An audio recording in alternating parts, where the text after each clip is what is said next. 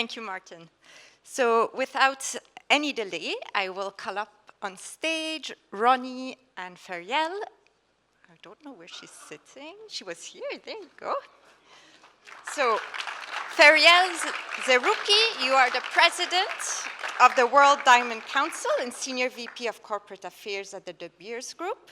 And Ronnie VanderLinden, you are the Vice President of the World Diamond Council and the President of Diamex. Welcome. Please sit here. Next. Yes.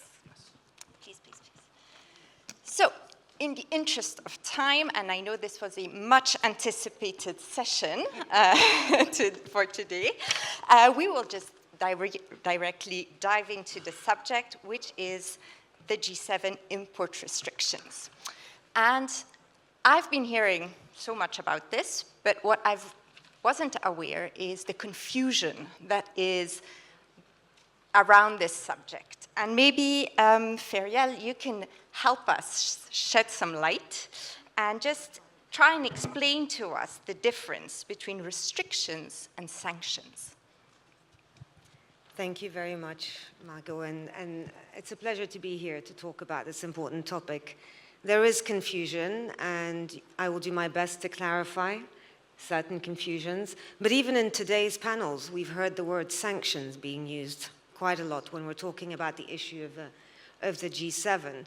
And frankly, it's two different things. So sanctions are targeted. They could be against a business or an individual. And it doesn't really impact non-sanctioned entities. Whereas what we're talking about right now is G7 import restrictions. Now, these apply to non-sanctioned entities as well as sanctioned entities. So why it's important for us is because G7 import restrictions apply to our product, our business as a whole. Thank you very much.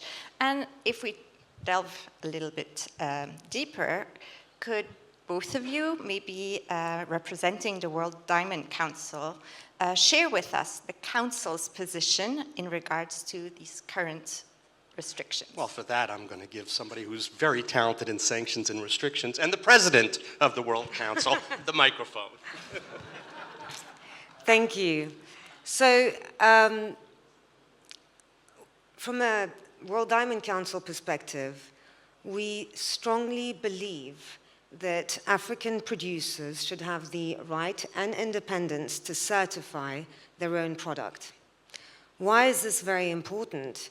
It's important because it's inclusive, it's equitable, it includes the artisanal mining sector, but it also supports beneficiation. The G7 import restrictions have an objective that we totally respect. The G7 have the right to decide what goods come into their nations and what goods don't come into their nations. We also respect the sovereign rights of producer countries. And producer countries, given that it's their mineral resources, should be able to respectfully certify their own products independently as governments. And that's what we're pushing for as the World Diamond Council, because it's critically important for all product out there that is allowed to enter the G7 to have a route to market that is not obstructive and that doesn't put a smaller player or an artisanal miner in a more exposed position than they were previously. We've also seen that from around the globe, all right, that has been the thought process. We don't want to see a single node where the diamonds are traveling through one place and not others. And we've seen it in articles that have been presented to us. We've seen it in the media, in our own media. So it's quite important. And Feriel said it extremely eloquently, and I think everybody, mostly in this audience, understands that. Thank you. So how can the World Diamond Council serve as a pivotal resource in this context? We're doing our best. So the first thing that we're doing is engaging with all of our membership and the wider industry to actually explain the landscape that we're in. The difference between sanctions, the import restrictions, the actual regulation that's coming through, which is, consistently evolving and may evolve at any time. Translating that into what it means for a large player, a small player, an artisanal player. That's the first thing that we can do. The second thing is, obviously, we are a pillar of the tripartite within the Kimberley Process Certification Scheme. We hugely, hugely, hugely respect the work of the Kimberley Process and the Kimberley Process Certification. And we know that it's got some work to do within the reform to be able to support independent certification at producer country level. And that's what we've been doing this year, introducing this concept to remind people that we can actually use the KP certificates with more transparency and the digitization agenda to deliver on these objectives. We've been working on it since many years, and the Kimberley process is actually in the midst of the reform, and all members are being proactive and engaging, and engaging with respect on very difficult issues where our views might not be aligned, but we are communicating to drive consensus to reach alignment. That's what we're trying to do within the World Diamond Council, and we also provide tools to our members and to the wider industry on how to deliver on these objectives and grow their business in this difficult, challenging times where the political, geopolitical landscape keeps changing all the time, much faster than it ever did before. I don't know what to add to that. That covers it all, except that, yes, one other point is that the fact is that we do educate our members. We do educate industry. We are out there. We're an integral, as the WDC, I will say, we are a very important part to the Kimberley process that we believe in, and believe in the certificate that is issued by the Kimberley Process Certification Scheme. So we're all here. We're all here in this room for one objective: to work together and come to conclusions together that work for the global industry. Couldn't agree more. Thank you. And if you were to detail a little bit the different import restrictions and what the industry stakeholders can expect, can you maybe walk us through that a little bit so that we have a better understanding? I can start from the United States point of view, and then as we spoke. Okay, so from the I can give my own experience that I've had. So I had a package arrive into the United States from Antwerp probably around February 22nd, 23rd, I don't know, but it was in customs in JFK Airport, and I kept on asking because normally what happens, packages are released, we get them the next day or two. Well, it's the 22nd, 23rd, 24th. I'm calling the shipper, where's my package, where's my package? It's tied up, it's tied up. It's tied up. Okay. We hit Friday, March 1st, and these dates you can't forget.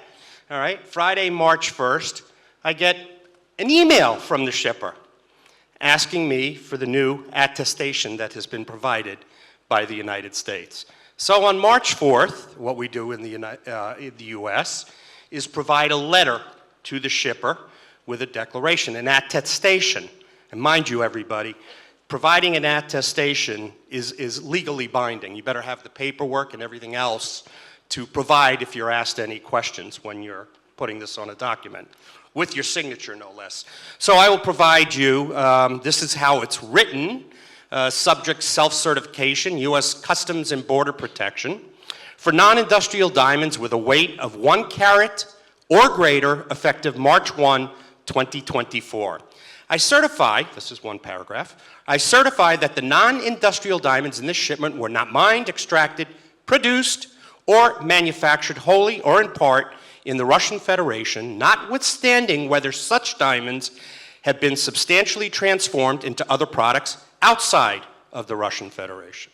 For diamond, jewelry, and unsorted diamonds, effective March 1, 2024, I certify that the diamond jewelry and unsorted diamonds in this shipment are not of Russian Federation origin or were not exported from the Russian Federation, which is extremely palatable to the industry. We can work with this. We have the documentation when we get it in. As I said, you better well have that documentation.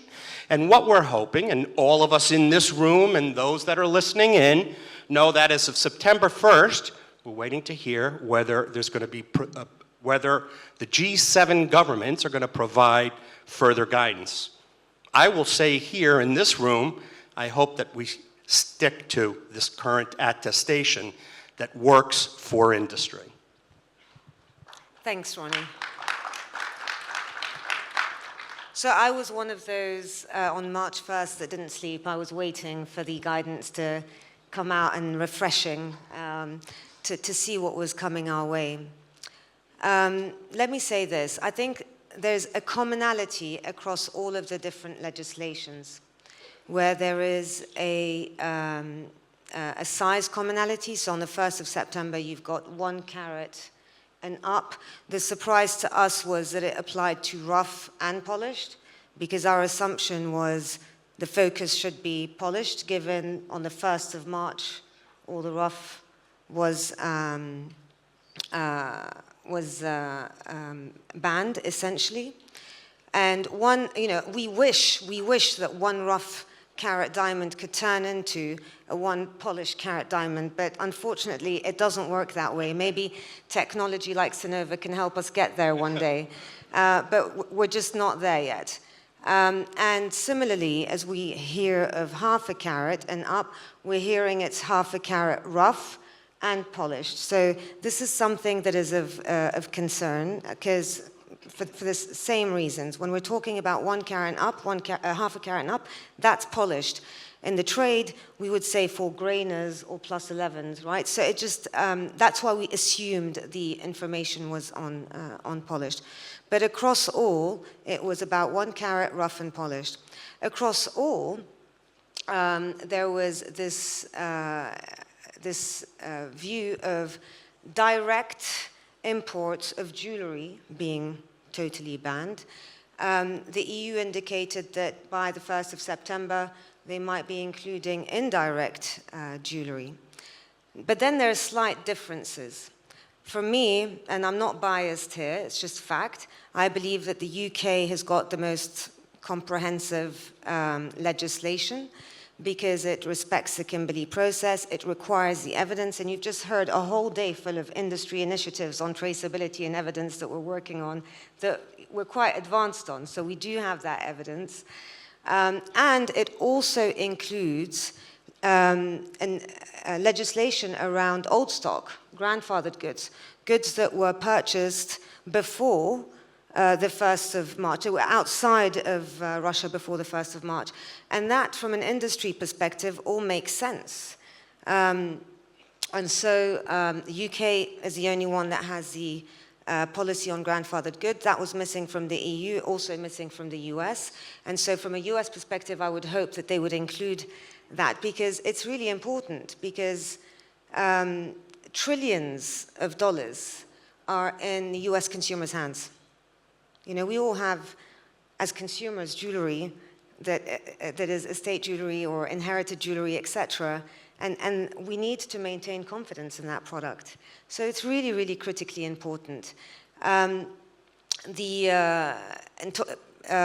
spoke about attestations. So the US described the wording for the attestations, and Canada also proposed a form for an attestation. So we all have to do something slightly different in order to comply with the current 1st of March legislation. And we're anticipating more change on the 1st of September. What is more difficult is the EU legislation. It's a little bit, we got a little bit confused by it, because the EU legislation, as of now, requires evidence for rough and polished. But there is also a pilot that is focused on traceability and issues G7 certificates that EU importers can participate in, with this view that from the 1st of September, this single node is going to be the sole mechanism for importing rough into the EU. Would you like to add on any other concerns? Pardon me? Would you like to add on any further concerns? Well, yeah, I think the major concern is a single node, and that's what we're talking about. And of course, for us in the United States, waiting for decision on the grandfathered goods, as to what Feriel said, yes, we hope they look closely at the UK version of grandfathered goods, which I think will help us. But I did something so for the audience to learn from. So what I asked colleagues of ours in Europe to send me some idea, and I only received this last week, some idea of the current issues they face within the EU bringing their merchandise in. And I thought this might be interesting. All right, one of them. All diamonds ordered from third countries have been successfully cleared through customs, but their delivery has been delayed by up to 14 days. The procurement process for our diamonds is notably time-consuming, as it requires obtaining various certifications from our suppliers. The process is further complicated by time zone differences, extensive documentation, and the need for constant communication with suppliers and shipping partners, which are all very time-consuming activities. These issues have led to significant extra costs, including higher expenses for using alternative shipping services like, well, the shippers, Brinks, Malka, Mead, Ferrari, and anybody that I may have forgotten, I'm sorry, as well as increased storage fees, or that they've gotten, all right? Additionally, now, here we have another. We've encountered situations where suppliers canceled orders because the diamonds lacked the necessary proof of origin. In the initial stages, customs authorities were unsure how to handle these cases, resulting in delays and failures to clear shipments through customs. This occurred regardless of the size of the diamonds in the shipment, whether 1 carat or smaller. That's what Feriel was talking about earlier. And a last point, we had hundreds of diamonds, including smaller stones and certified stones under 1 carat, that we could not release from customs.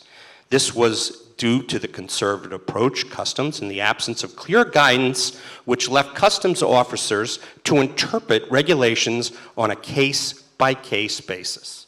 All right, these are just a few examples, and this is something I just received last week when asking some of our colleagues abroad to give me some idea of what's happening there. Now, in all fairness, I will say, you know, in the United States, we haven't experienced anything like this right now. So we love it, and of course, all of us in this room are very concerned about the United States and the consumer market. And as Feriel said, we're also concerned about the consumer and the trillions of dollars in the consumer's hands. So how do we work this? How do we get this so that it's really palatable and not difficult for, and sometimes it's not a one-size-fits-all, but in this particular case, you know, bringing the goods in through customs, it certainly is. You know, how do we get this so that it is where the smaller companies don't feel that it's a hindrance for them and they consider, you know, shutting their doors because they can't work with this. And that has happened, okay, and is happening. The larger companies, of course, they have compliance companies to deal with this, compliance departments, pardon me, to deal with this. So how do we come together to make this work?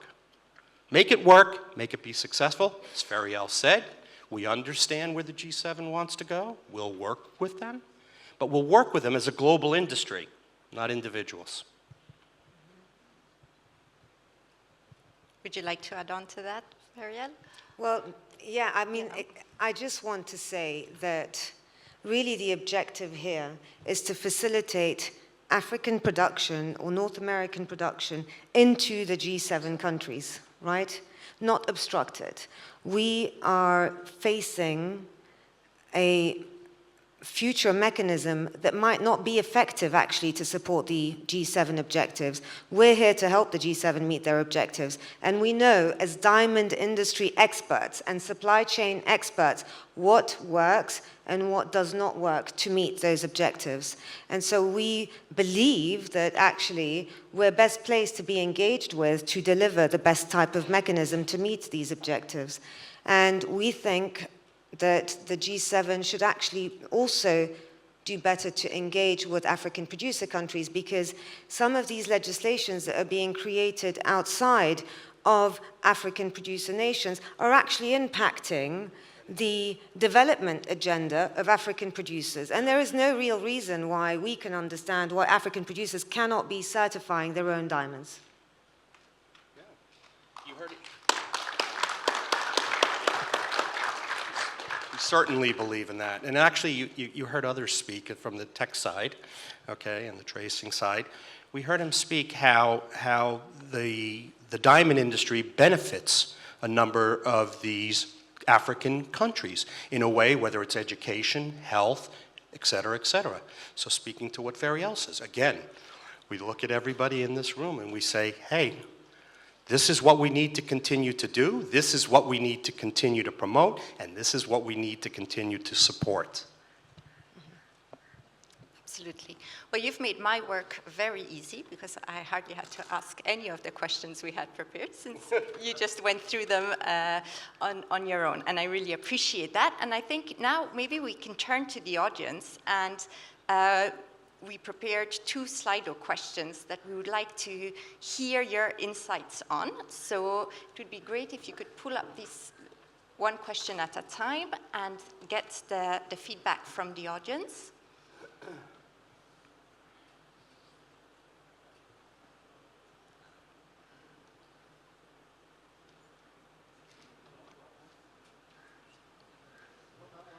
No, we need to be able to see the question. Okay. So, do you believe that independent certification at producer country level is an effective tool for the G7 objective? Let's give them a minute to answer.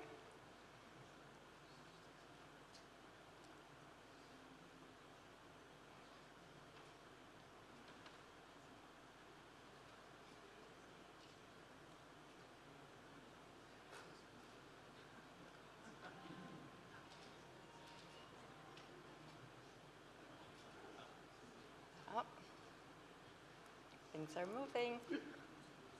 Oh boy.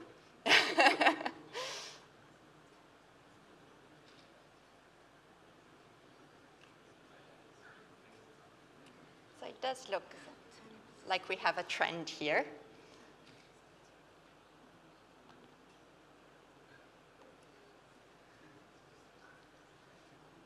So how would you position yourself? So I'm totally not surprised. I think that it is far more effective to certify at the source. That's where it's less risky. The further away you move from the source, the higher the risk of contamination. And we need independent certification from governments. We need to respect their sovereign rights. And we as industry can support to maintain that certification through all the wonderful solutions that you have seen today and other initiatives. If there is no clear solution for artisanal miners, I don't know. I've heard that there's a few today and I'm going to look into them. But ultimately, it needs to start at the source for it to be trusted. Couldn't agree more. And here's our second question. Do you believe that a single rough node in Antwerp is an effective tool to meet the G7 objectives? Is this a surprising outcome to you?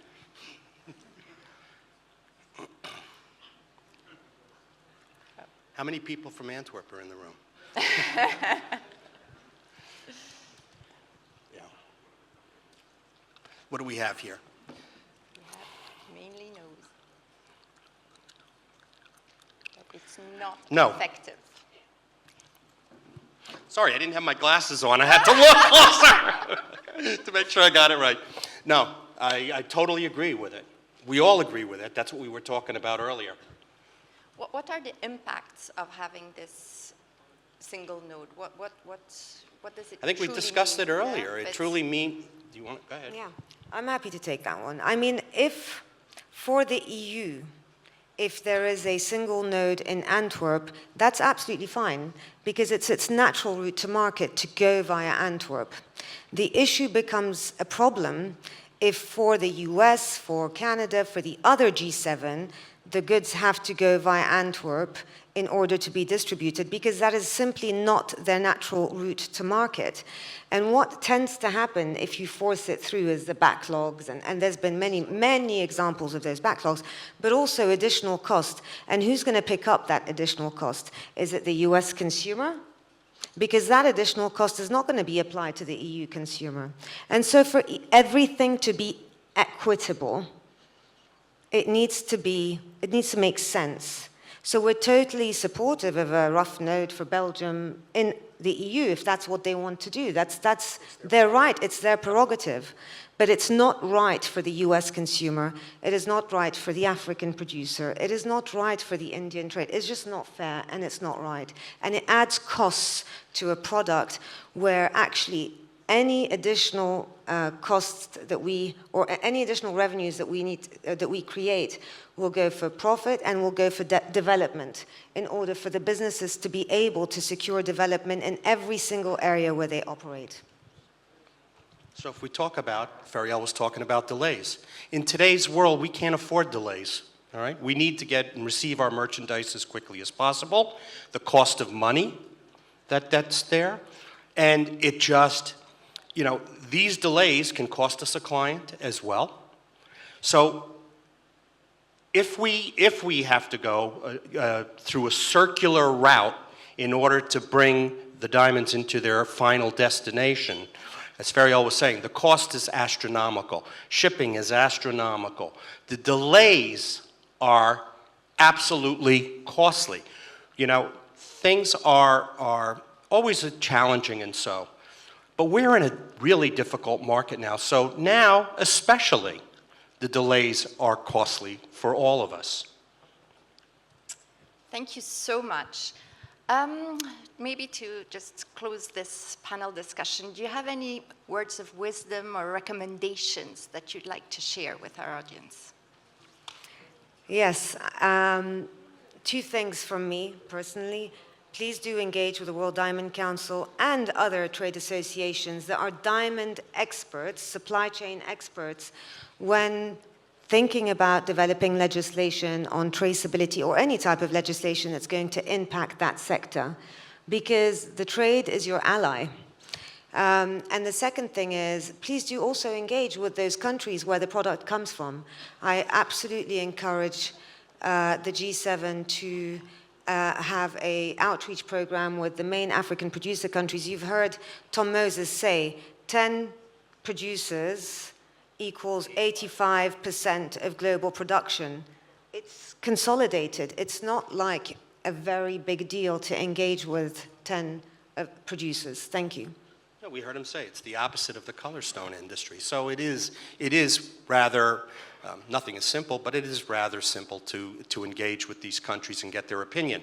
If I have to reach out to the audience here and everybody else, I would also tell you and encourage you to engage with your local associations so that we, as the WDC, can get your feedback. That's what we look for. We need industry feedback in order to have these relative discussions with the bodies that are concerned. So in other words, governments, because WDC is your representative body within a lot of these governments that are here. So that's how I would encourage all of you. And speak up. Speak up. If you have thoughts, we're all here. You can reach out to us.